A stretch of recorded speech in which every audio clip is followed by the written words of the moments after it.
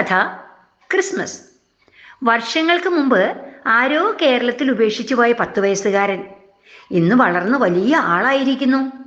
സെൽവരാജ്. ടൗണിലെ ആൾക്കാരൊക്കെ അവനെ അങ്ങനെയാ വിളിക്കുക.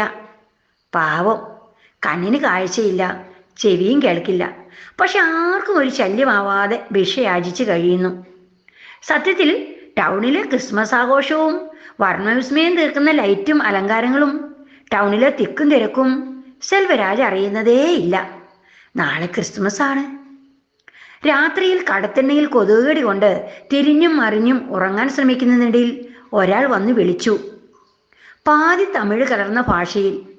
സെൽവരാജ് ചോദിച്ചു, ആരാണെന്ന് വന്നയാൾ ഒന്നും മിണ്ടിയില്ല. യാരിത്? സെൽവരാജ് കുറച്ച് ഉച്ചത്തിൽ ചോദിച്ചു. സെൽവരാജിനെ സാന്ത്വനിപ്പിക്കുന്നത് പോലെ തോളത്തൊന്ന് തട്ടി കയ്യിലൊരു പൊതി കേക്കും കൊടുത്ത് വന്ന ആൾ ഇരുളിൽ മറഞ്ഞു. സെൽവരാജ് പതുക്കെ എണീറ്റ് കയ്യിൽ കിട്ടിയ പൊതി അഴിച്ചു കൈകൊണ്ട് മെല്ലെ തപ്പി നോക്കി. സെൽവരാജിന് മനസ്സിലായി, അതൊരു കേക്കാണല്ലോ. വിരൽ കേക്കിലേക്ക് അമർത്തി ഒരു വലിയ കഷ്ണം തന്നെ അടർത്തിയെടുത്ത് വായിൽ വെച്ചു. മധുരവും രുചിയുമുള്ള ഒരു കേക്ക്. അത് ചവച്ചരയ്ക്കുന്നതിനിടയിൽ ഇതുവരെ ലോകം കാണാത്ത ആ മിഴികൾ നിറഞ്ഞൊഴുകുന്നുണ്ടായിരുന്നു. ഇരുട്ടിന് മാത്രം അറിയുന്ന രഹസ്യം. ഓർമ്മകളാകാം സെൽവരാജിൻ്റെ മിഴികൾ നിറച്ചത്.